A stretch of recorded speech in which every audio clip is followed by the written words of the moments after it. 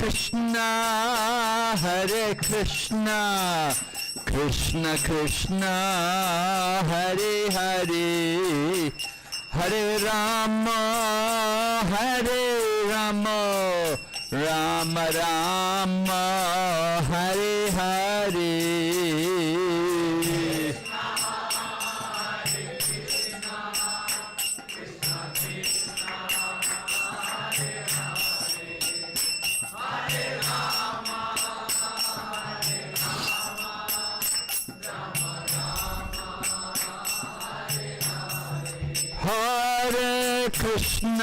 Hare Krishna, Krishna Krishna, Hare Hare, Hare Rama, Rama Rama, Hare Hare.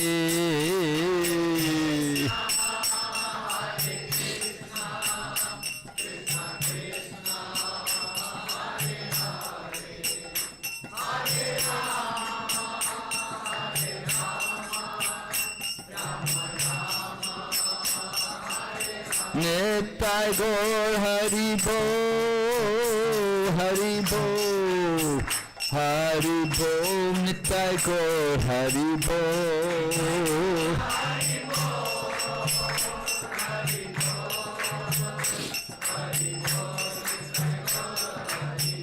Jai Jai Prabhupada, Prabhupada, Prabhupada, Jai Srila Prabhupada.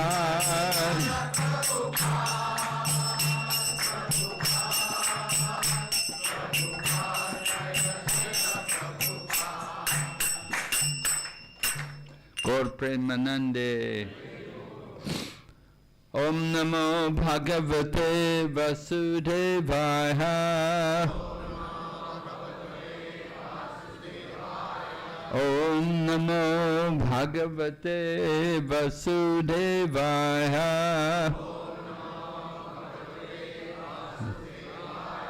Om Namo Bhagavate Vasudevaya.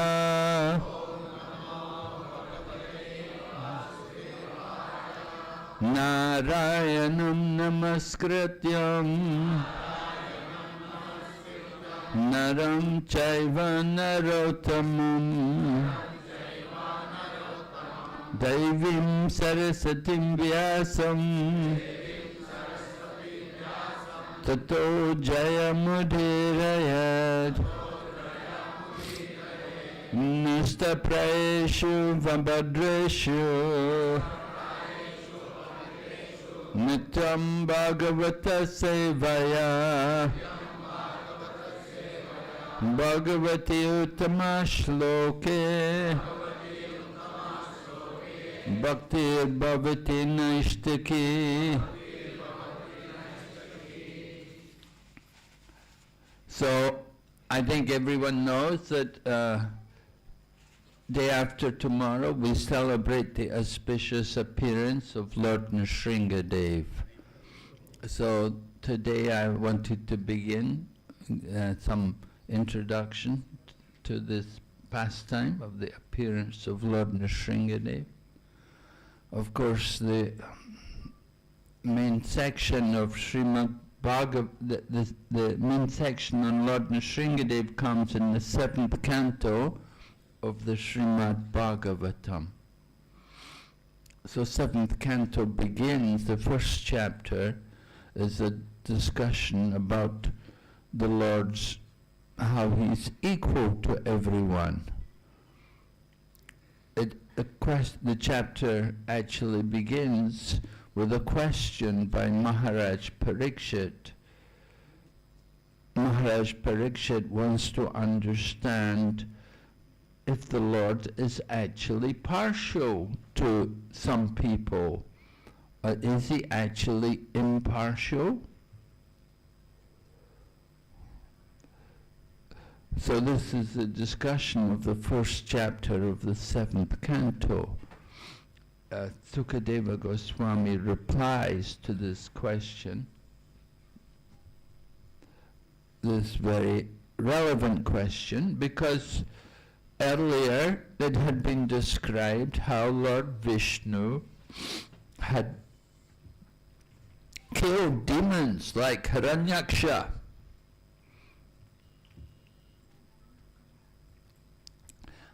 And the situation is there also at the end of the 6th canto. We have Diti wanting to kill Indra. Of course, the chapter described how Diti was engaged by Kashyap in devotional service.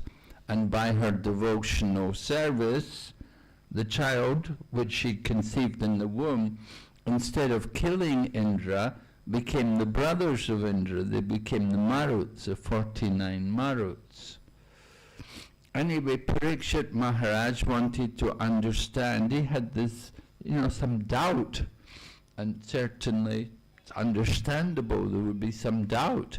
Is the Lord really equal to everyone? Well, of course, we know in Bhagavad Gita, Krishna says, Samoham sarva bhuteshu na me dveshosti na priya. I envy no one, I'm equal to all. But still, whoever renders service to me, he is a friend, he is in me, and I am in him. And so, there's some indication there about the Lord's particular nature, how he is inclined towards the devotees. At the same time, he's equal to everyone. And Sukadeva Goswami goes on to discuss that impartiality of the Lord. And he explains that actually it's not the Lord who's partial, but what's happening is everyone is getting the results according to their association with the modes of nature. The demigods are in the mode of goodness, and those who are demons, they're more in the mode of passion. And the Rakshasas and Yakshas, they're in the mode of ignorance. And so they get results through the modes of nature, how they associate with the material nature. It's not the Lord who's responsible, it's not his partiality. Lord Krishna is equal to everyone. He gives everyone an opportunity to become his devotee. Samoham sarva bhuteshu. Krishna said, I'm equal to everyone.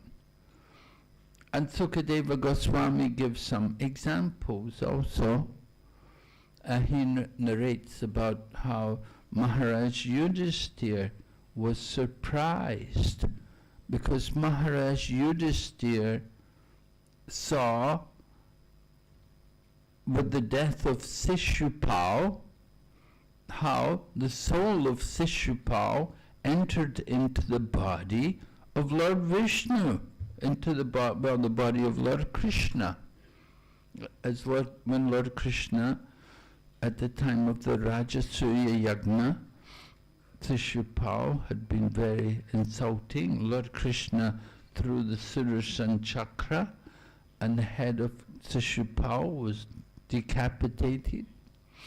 At that time, the soul, everyone could see the soul of Sishupal enter into the body of Lord Krishna. And Maharaj Yudhisthira was surprised because Sishupal had been so demoniac. He had constantly blasphemed Krishna from his very birth, throughout his childhood, throughout his life. He had blasphemed Lord Krishna. But he had achieved such a glorious destination. So Maharaj Yudhisthira, he was surprised. And Narada Muni explained to him that this is the impartiality of the Lord, that he is kind to everyone. He gives everyone an opportunity to become to come closer to Him. Anyone who has any connection with the Lord, they become purified. Even the demons become purified because they're connecting with the Supreme Lord and in contact with the Lord, even though they're inimical, although they're envious and they're critical, but they become purified because somehow they're connected to the Supreme Lord. And that is Krishna's impartiality. That is His kindness to everyone. So this is very wonderful how the Lord is impartial to everyone. Indeed, the Lord, we have to understand that the Lord has a transcendental body. No one is His friend, no one is His enemy. He sees, He is transcendental. So He does not make distinctions, because we fear people, because we want people to help us. If somebody doesn't help us, we think they're our enemy. And someone helps us, he's my friend, like that. But Krishna is Atmarama. The Lord is Atmarama. He doesn't need anything from anyone. Everyone is equal to Him. He doesn't need help, and He's not afraid of anyone. In the Bhagavad Gita, of course, Krishna says if someone offers patram pushpam phalam toyam, if you offer something like a leaf, a flower, fruit or water with love and devotion, then I will accept it. And Lord Krishna is not in need of these things, but He wants the love. He wants that bhakti. That is the important thing. And we see in the case of the demons, they don't have bhakti, but somehow the demons, because they're associating with the Lord, they also benefit. If they're just like Sishupala and his brother Dantavakra, Sishupala and Dantavakra, both sons of Damagosh. So they were enemies of Lord Krishna, and they were envious and they were always critical, but they greatly benefited that when they died they were liberated because they had been associating with the Lord, with His holy name. So in this way, Srimad Bhagavatam describes the impartiality of Lord Krishna. And then in the next chapter, we begin to hear about Hiranyakashipu. Because we've already heard, it's already been told about Hiranyaksha, how he had been killed by Lord Varaha. Now with the death of Hiranyaksha, the family members were aggrieved, particularly the mother of Hiranyakashipu and Hiranyaksha, means Diti, one of the wives of Kashyap. And then also Hiranyaksha also had a wife, can't remember her name. Anyway, he had a wife, and naturally the mother and the wife, they're both grieving the loss of Hiranyaksha.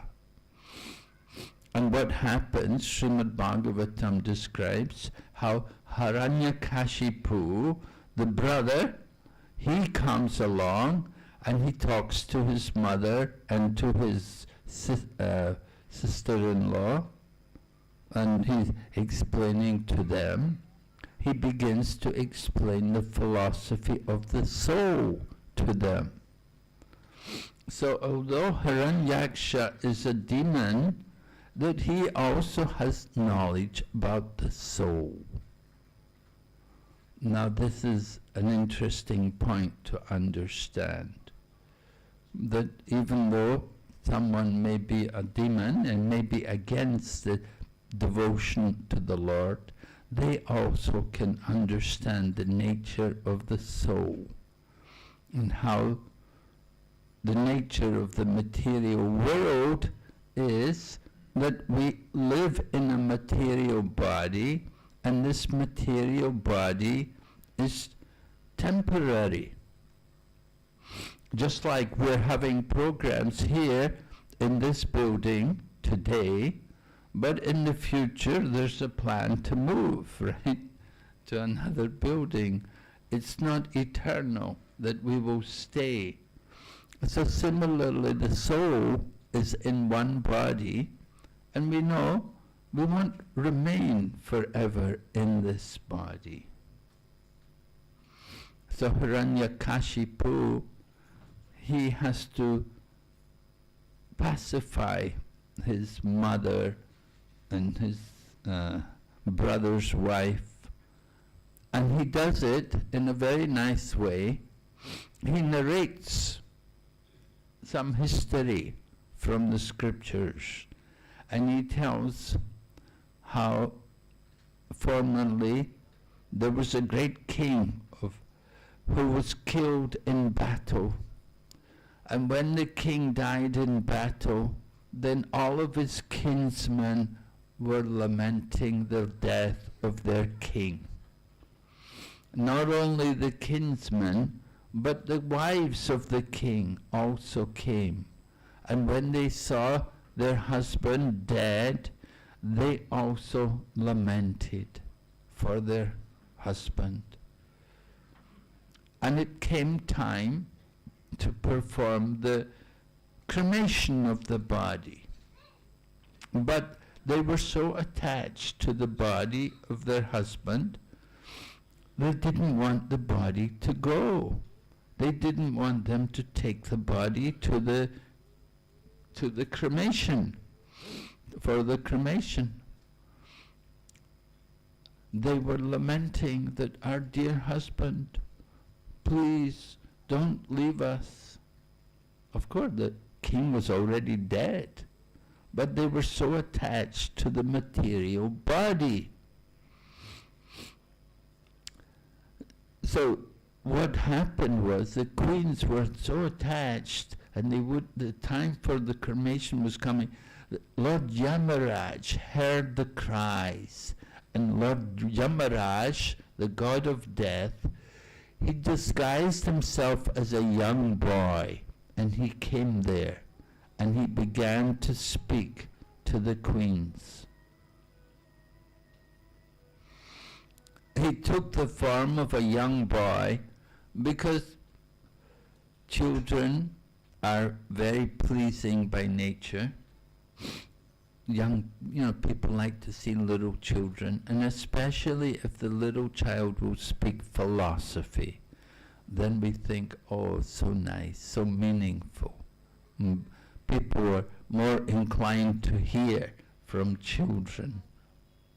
So Yamaraj took the form of the young boy and came there and spoke to the queens about how their husband had gone. And he told these queens that you don't know who your husband really was. You're only seeing the body. And that body of the man who was your husband, that body's still there. But your husband is gone. You never really knew who your husband was. You were simply seeing him as the body.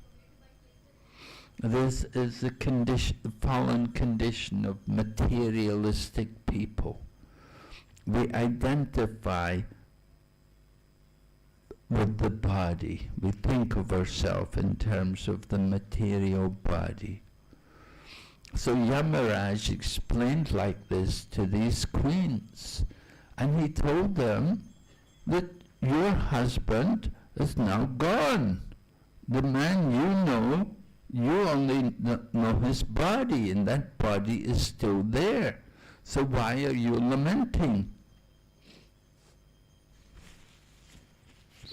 So in this way Yamaraj wants to enlighten these ladies so that the body of the king can be cremated. So he went on and he told them another history. He told them about how there were two Kalinga birds, one male, one female, and they were feeding their young birds. They had a nest and the young birds were there, and they were both the birds were busy bringing food to feed their young chicks in the nest. But it happened there was one hunter, and this hunter had some evil intentions.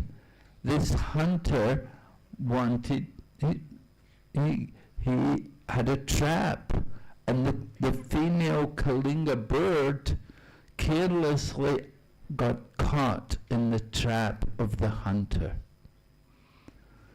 And when the male bird saw the condition of the female bird, then the male bird began to lament that, oh, my poor wife, you're stuck in this trap.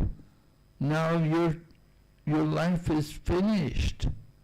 How will we ever get free? And our children are waiting for us to come back to feed them. And in this way, the male bird was lamenting for the female bird. And the hunter took the opportunity to kill the male bird, because the male bird was lamenting so grievously. He was not aware of his own situation. He was not aware that he's also going to die at some point, and he has to take care of his own existence. So Hiranyakashipu, although he was a demon, he was explaining this kind of truths to his mother and to his brother's wife. And hearing this kind of knowledge from Hiranyakashipu, it pacified the mind of the mother and the wife, and they were able to go on and continue taking care of their own situation which we all have to think about, that we're all here in this material world, and we all have a temporary body, and we know that this body is just simply the dress of the self, as it described in Bhagavad Gita. Vachamsi vannani yatha vihaya navani grinati naroparani tata sharirani vihaya jannani anyani samyati navani dehi. That just as we put on garments and then we change and put on new garments, we give up the old garments, we put on new garments, in the same way we take one body, and in course of time we give up that one body and take another body. So this is the facts of life. But generally conditioned souls are forgetful of this fact. They don't think about what is the real business in human life. And the real business in human life is self-realization. We have to understand our actual identity as spiritual beings. So this is very important for us to understand, that we're here in this material world and we have a temporary body. We have to make use of this body, however, to cultivate higher knowledge, and ultimately we want to free ourselves from this material body. So, the 7th canto Srimad Bhagavatam narrates the pastimes of Hiranyakashipu and how Hiranyakashipu is inimical to his son Prahlad, how he is very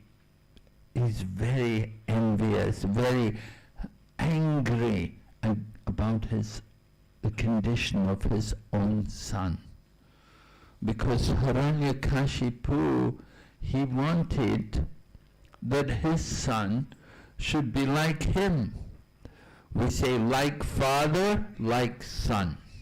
You know, father would like the son. Son should be like me, you know. One man told me his father was not pleased with him because he would not go with him to drink. This was a situation, material world, not uncommon. Anyway, Hiranyakashipu similarly was not happy with Prahlad because his son had become devotee. Now Hiranyakashipu had tried to educate his son to be a good demon, to cultivate the mood of the demon. And the mood of the demon is to distinguish friend and enemy. We were talking how the Lord, he sees everyone equally. No one is a friend, no one is an enemy. Everyone benefits from him. But the demons, they make distinction. Friend, enemy. Whoever is my enemy, we have to deal with them. And how will you deal with them? Well, just like in politics, you know, if you're in politics, there is the one party and the other party, and there are always some fighting going on, and they will try different means, try to give advice. You should do what I say. If you don't do what I say, then, you know, I have to warn you of the consequences. I will punish you, and like this.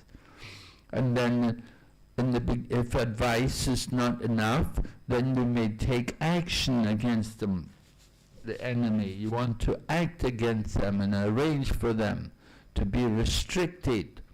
Just like sometimes those who are the enemy, they will be put into prison or something like that. Some kind of restrictions will be put on them so that they cannot continue their activities.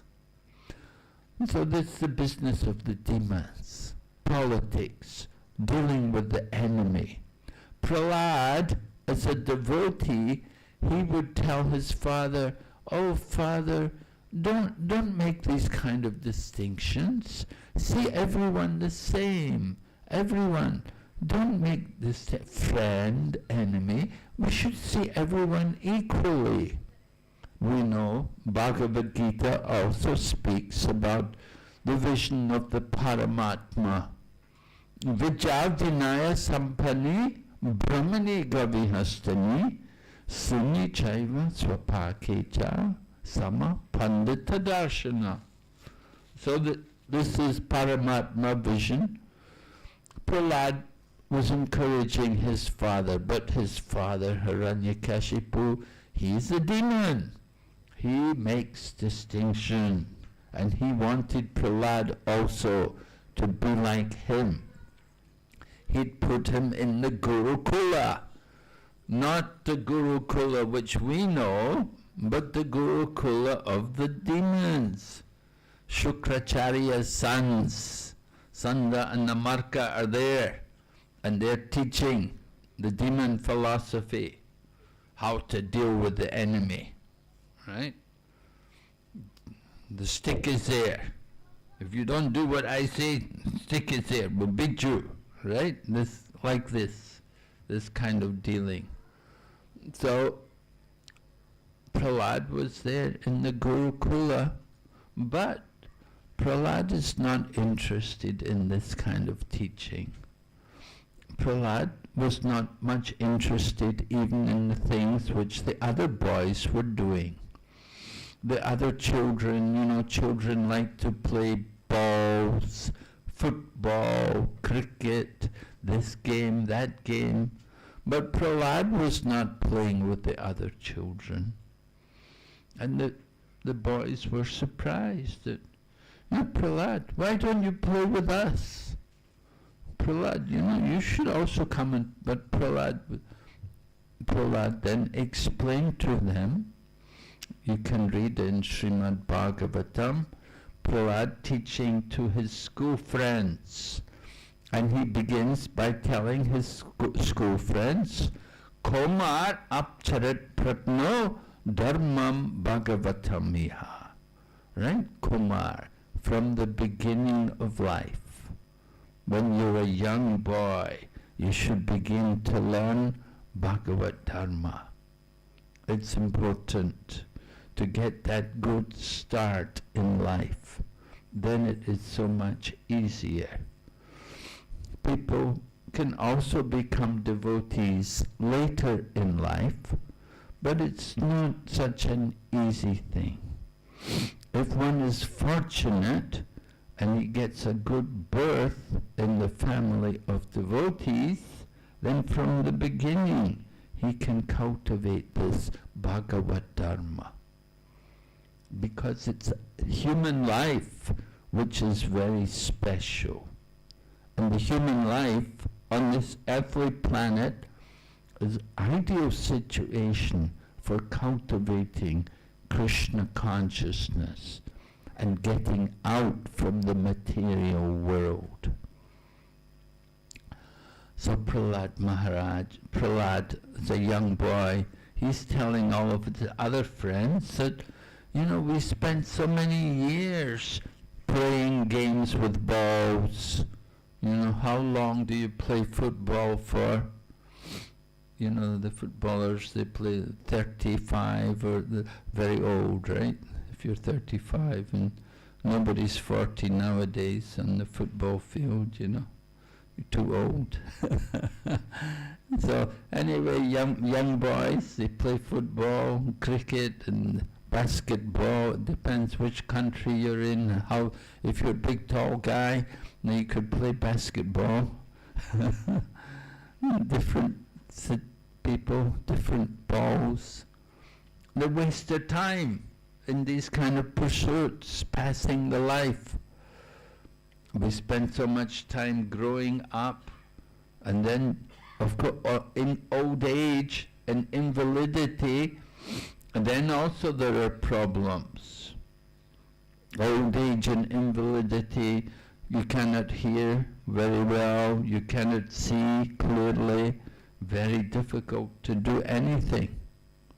So many years are spent playing games, and then so many years in old age and invalidity, the middle part of the life is all spent working from morning till night, working long hours.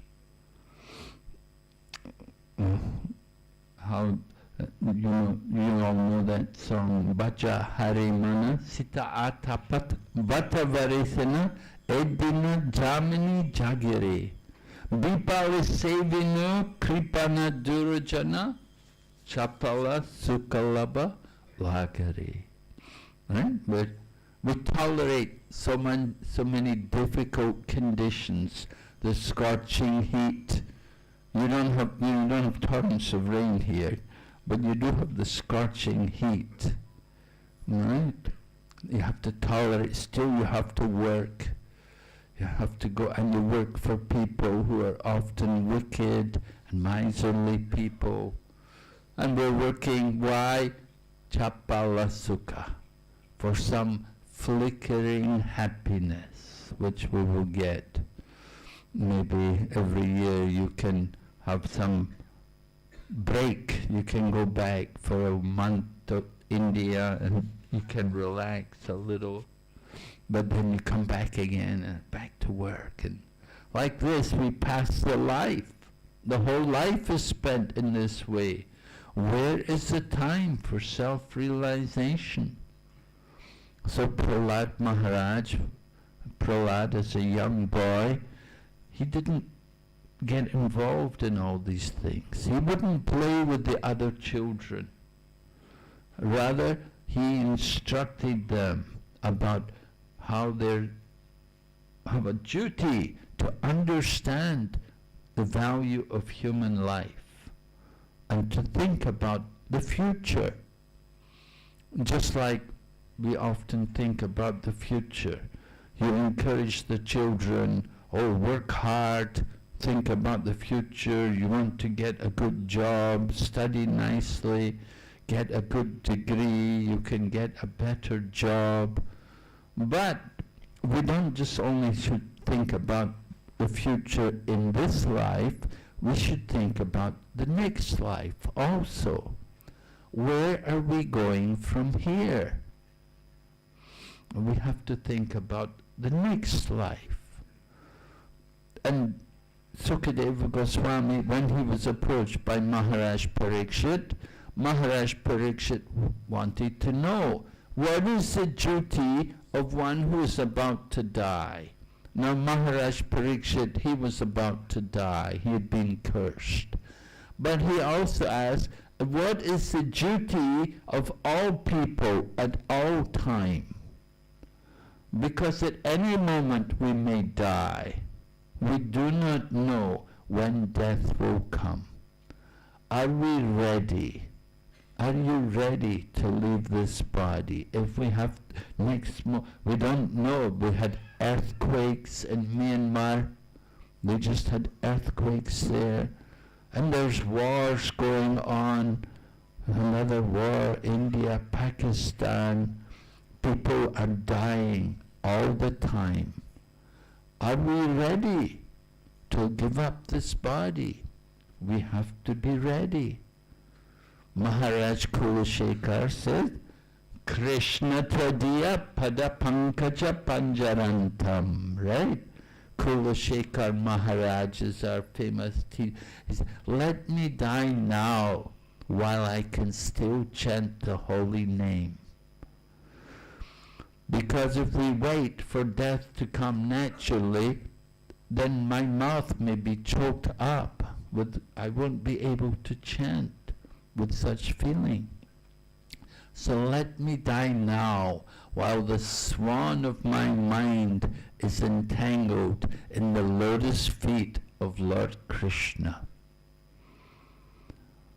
Kulashekar was a great devotee of Lord Rama, but still that verse is about Lord Krishna. So very important teachings are there for us to understand the value of the human form of life and to make the best use of this life.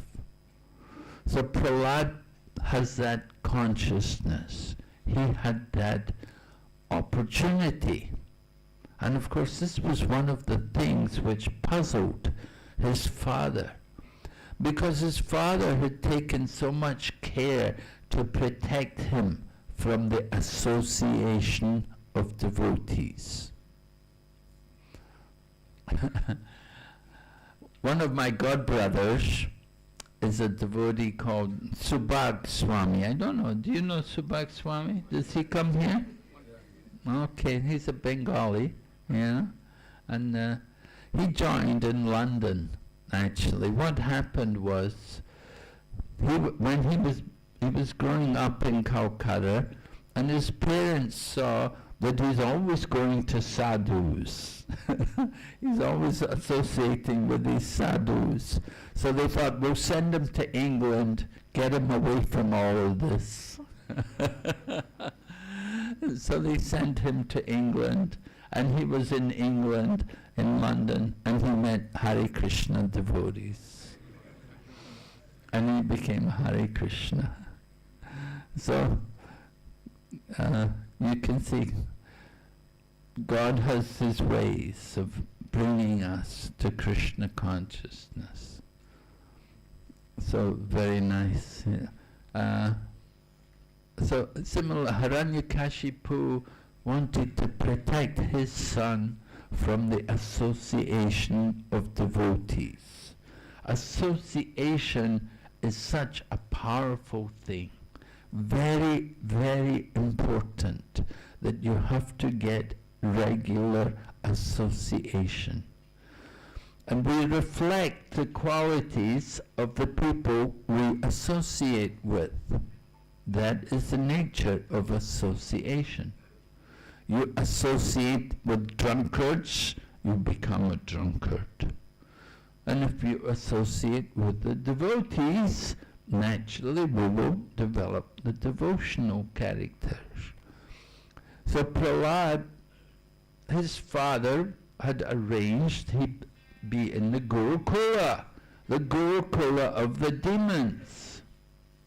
Not a Gurukula as we know Gurukulas in Krishna consciousness, but the Gurukula of the demons. All the children of the demons were there, and Prahlad was to be with them. But Prahlad was careful. He didn't associate with them. Although they were all in the same school, he wouldn't play with them. He didn't get involved with them. Just like Chaitanya Mahaprabhu took sannyas, and he was in Benares. He went to Benares, and in Benares, so many Mayavadi sannyasis are there. Now, Chaitanya Mahaprabhu had taken sannyas in the line of Shankaracharya, but he did not associate with them. He did not associate with the Mayavadi sannyasis. He would simply chant Hare Krishna. On his own, he would go in the streets of Benares chanting the holy name. And the other Mayavadi sannyasis, they were criticizing him, that he's sannyasi, he should be studying Vedanta. Why are you not studying Vedanta? Mahaprabhu said, he had said, my spiritual master said I am a foolish person and I should only chant Hare Krishna. But of course Mahaprabhu also knew Vedanta. And when the opportunity arose, Mahaprabhu explained the Vedanta to Prakashananda Saraswati. It happened that the arrangement was made. Mahaprabhu was invited to a program with the Mayavadi sannyasis. Usually he would not go. But this particular time he decided to go, and he took the opportunity to meet them. First of all, he went to the home where the program was, and he sat in the doorway where people washed their feet, and he exhibited a brilliant effulgence. Prakashananda Saraswati, the leader of the Mayavadi sannyasis, they saw the effulgence of Mahaprabhu, and they were impressed. They thought, oh, he's already achieved Sayuja Mukti. They thought they thought like that. They thought this is somebody who's already got liberation. And so Prakashananda personally came and brought in Lord Chaitanya Mahaprabhu. And because Prakashananda Saraswati showed some piety and respect for Mahaprabhu, he got Agyata Sukriti. And Mahaprabhu came, and then they discussed Vedanta. Prakashananda wanted to know why you don't associate with us. And Mahaprabhu said, my Guru Maharaj told me I should only chant Hare Krishna and I cannot understand Vedanta. And then they discussed more. Mahaprabhu explained the real philosophy behind Vedanta, and he explained the importance of chanting the holy name, and that chanting the holy name is the essence of Vedanta. And all the Mayavadi sannyasis, they all agreed, and they all chanted the holy name, Hare Krishna. Hare Krishna, Krishna Krishna, Hare Hare, Hare Rama, Rama Rama, Hare Hare. And Mahaprabhu, when he heard them all chanting the holy name, he understood, now they have become Vaishnavas. And Mahaprabhu even took prasad with them. Usually he would never take prasad even with them. But once they chanted Hare Krishna mantra, now they are Vaishnavas, and he took prasadam with them. So this was how Mahaprabhu associated very carefully with people. And we're also taught by Rupa Goswami, very important, association with devotees and give up the association of non-devotees.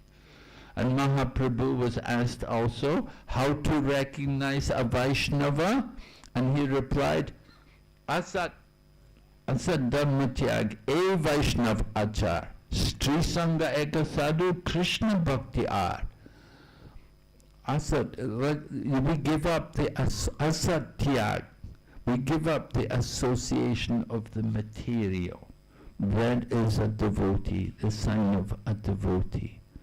So Prahlad was showing this in his behavior, and it puzzled the students, his friends, and it really angered his father, because his father wanted so much that his son should be a demon. He should be a good materialist. People, often devotees even, we talk about devotional service, but we're often mixed devotees. Our mode of devotion is mixed with fruitive desires and philosophical speculation. Younger people practice devotion with a lot of fruitive desires. They would like, money or fame, some kind of success in the material world, as well as devotion. And as we get older, we think more about getting out of the material world. We're more interested in liberation. And we're thinking, oh Krishna, take me out of here, take me back to Godhead, right? We want to get liberation, want to get free. But actually devotion means anyabilasita sanyam jnana karma janavritam anukuyena krishna nushilanam bhaktir uttamam. Real devotion should not be mixed with desires for material enjoyment or for liberation.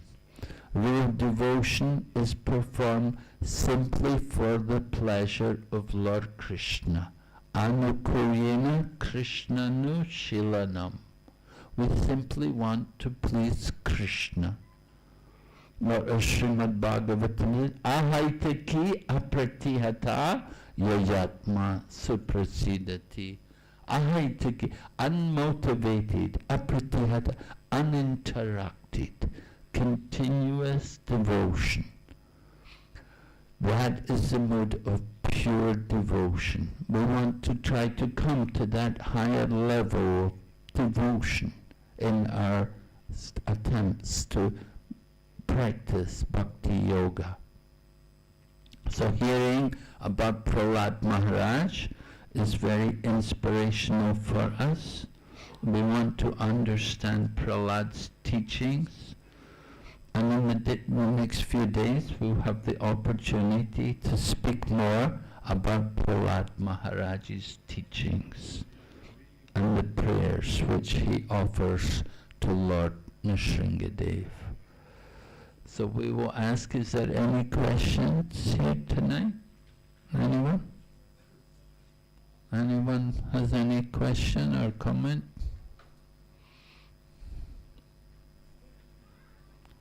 So many people are here.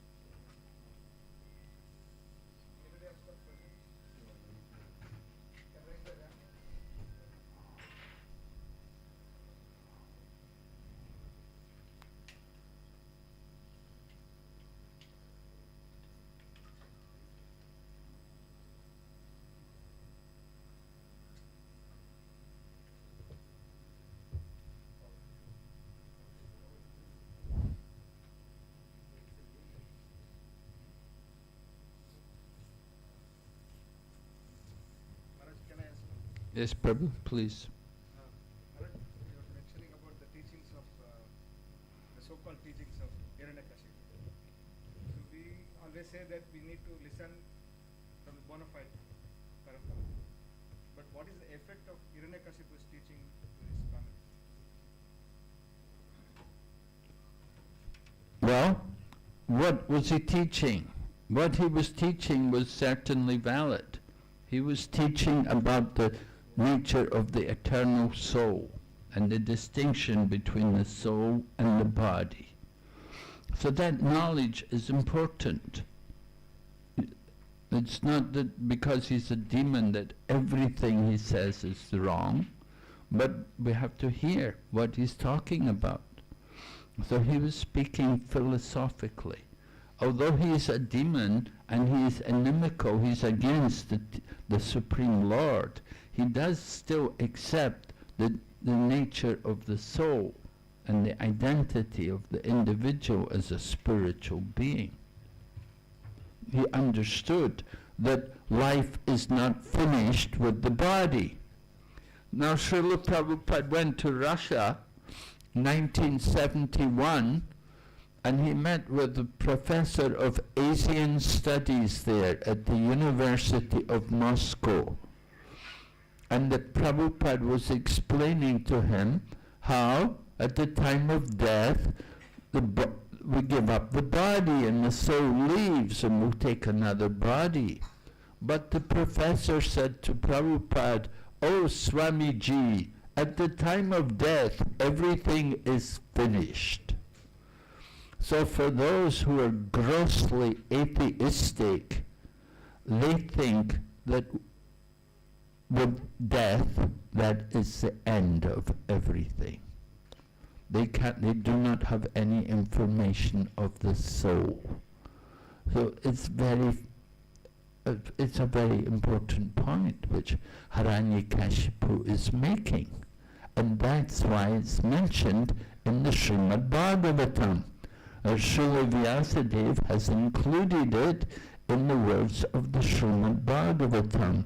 He's presenting these philosophical teachings, how Hiranyakashipu was able to console the lamenting relatives of Hiranyaksha.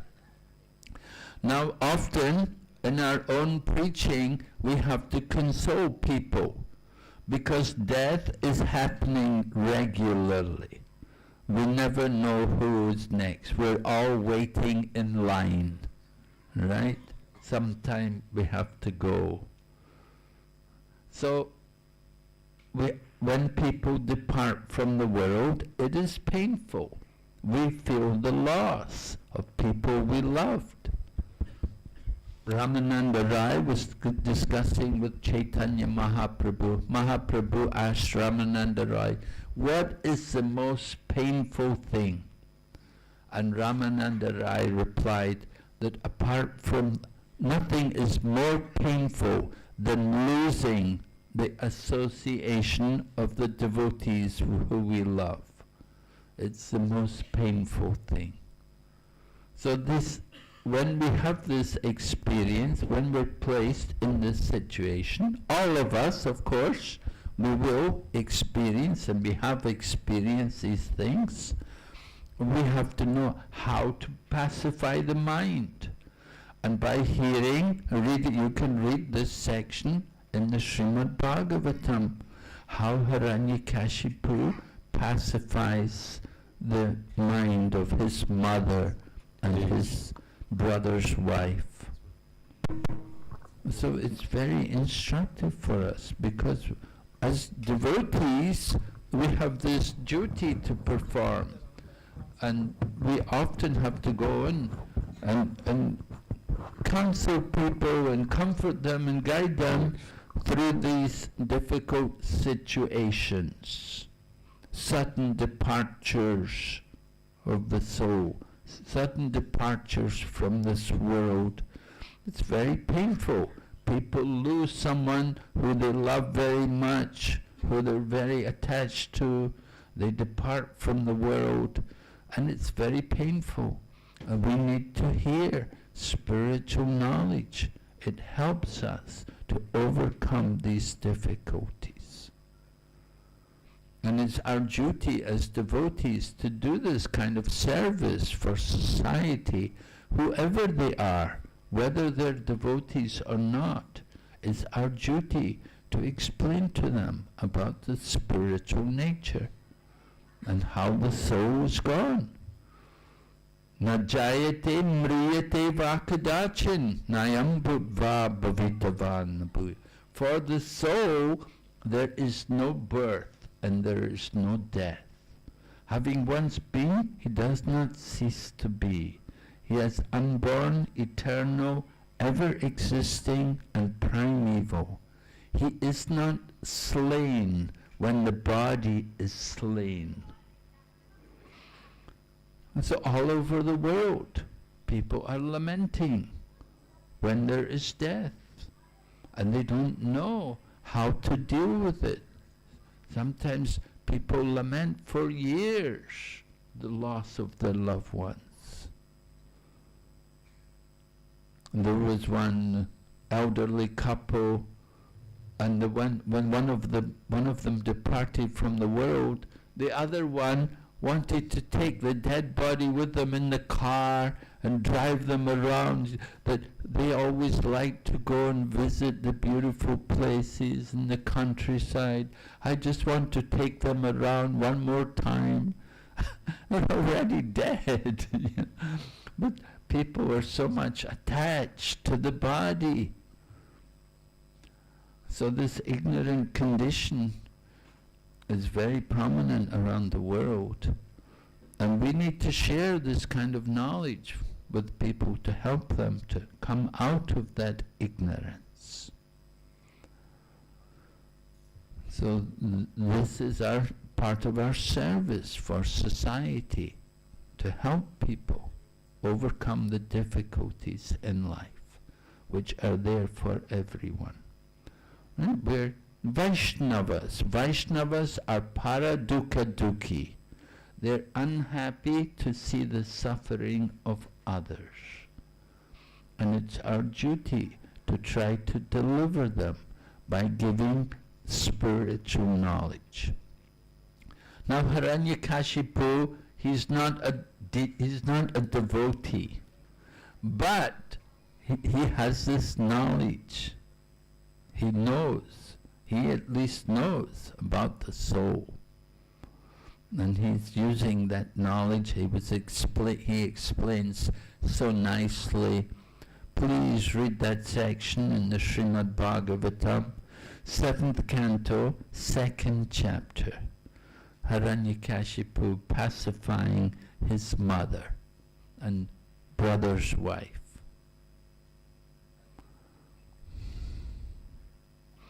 Okay. Thank you, Maharaj. Hare Krishna. So can you imagine how fortunate we are here now, having the association of Maharaj, His Holiness Bhakti Vigna Vinash Nrisimhadev Maharaj, the disciple of Srila Prabhupada, His Divine Grace Srila Prabhupada, during Narasimha Chaturdashi time. Very well. So please, the request is that kindly utilize this opportunity. Please come every day. We are going to have the program continuously and special class on Narasimha Chaturdashi day as well.